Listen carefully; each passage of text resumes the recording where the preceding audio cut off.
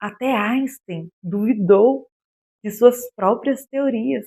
Imagina, hum, você, assim como Einstein, insiste em duvidar de si mesmo. Einstein muitas vezes duvidava de suas próprias teorias e, mais à frente, elas se mostravam corretas. Ele zombava, como em 1935, ele falou sobre o emaranhamento, mas ele zombou de sua própria teoria, dizendo: não, não, isso não é possível, ação fantasmagórica à distância. Foi assim que ele zombou de sua própria teoria, seus pensamentos. Mas ele estava certo sobre o emaranhamento quântico.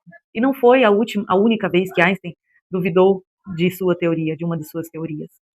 E eu estava refletindo quantas pessoas antes de nós, que hoje nós temos as teorias delas validadas, um dia simplesmente tiveram um pensamento, uma ideia sobre algo e foram atrás de estudar, de provar, talvez não para os outros, mas numa busca de provar para si mesmo aquele pensamento como algo real, se possível, né?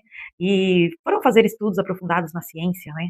Física, outros na psicologia, na medicina, na neurociência, e assim surgiram essas grandes mentes, né? Essas, o que era antes para eles uma teoria, hoje é uma comprovação.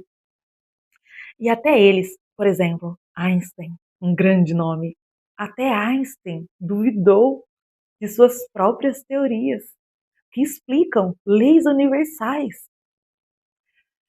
Imagina, hum, nos dias de hoje, nós, com nossas teorias, com aqueles pensamentos, conhecimentos internos que às vezes não sabemos explicar de onde vem. Sabemos apenas que sabemos. É como se tivéssemos nascido com aquela informação. E será que é o que foi diferente com Einstein, Newton, Tesla, Jung? Nossa, são tantos nomes, tantos nomes. É até desleal citar apenas alguns, não é? Mas em algum momento também era só um pensamento para eles, era só uma teoria e por isso muitas vezes eles foram considerados loucos por dizerem aquilo que eles tinham certeza dentro deles, de alguma forma, que era real. Mas a humanidade exige que a gente prove, que a gente mostre, que a gente explique por que aquilo é real. Muitas vezes é algo intangível, é algo não palpável, é algo que existe muitos anos de estudos e alguns deles acabam até por deixar de existir, né, falecer, antes de conseguirem provar, mostrar que suas ideias, que suas teorias eram reais. Mas em novas gerações a gente tem essas comprovações em algum momento, porque alguém nasce com aquela mesma visão ou resolve dar continuidade àquelas pesquisas. Sempre tem. Isso me faz pensar sobre pensamentos, teorias que eu, que você, que qualquer pessoa pode ter tido um dia, às vezes abafou, porque pensou que seria ridicularizado por expor suas ideias, seus pensamentos.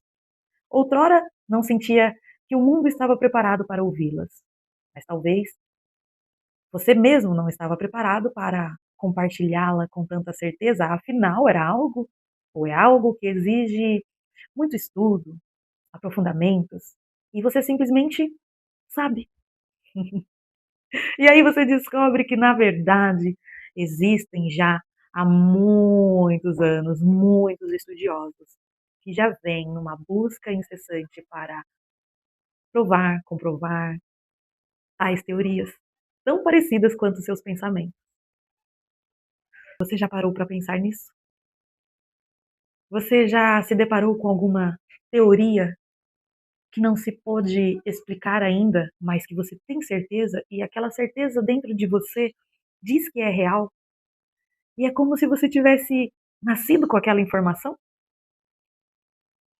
Eu ouvi uma frase de um especialista em mecânica quântica, Thomas Campbell, e eu vou ler para vocês, para terem uma compreensão da dificuldade que é para as pessoas acreditarem nas teorias, ou até mesmo você acreditar na sua própria teoria, ou as pessoas acreditarem em algo que é diferente daquilo que foi pregado, ensinado a elas.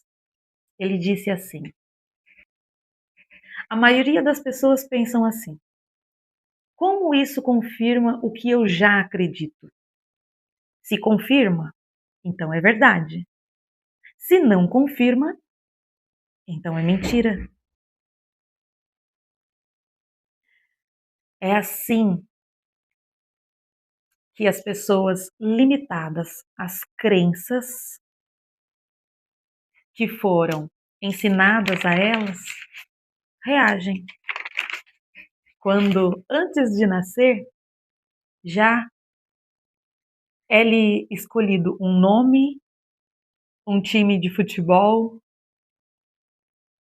um gosto para, uma religião, tudo já é escolhido antes mesmo de você nascer. E você vai viver uma vida que não foi escolhida por você. Até quando? Até quando você vai pensar pelas crenças que foram impostas a você como verdades e não por si só, e não pelas suas próprias teorias, algo que o seu consciente diz que é real, mas você, assim como Einstein, insiste em duvidar de si mesmo. A maneira como você é condicionado na infância determina como você vê o mundo. Então, como você via o mundo antes de ser condicionado? Você lembra das suas imaginações, das suas teorias? E hoje, na sua vida adulta, condicionado pelas crenças dos adultos sem base, sem informação, sem fundamentos, você duvida de si? Abafou suas crenças? Abafou aquilo que era um dom, uma mediunidade? Não importa, uma conexão consigo mesmo e com essa consciência maior, com o seu eu superior?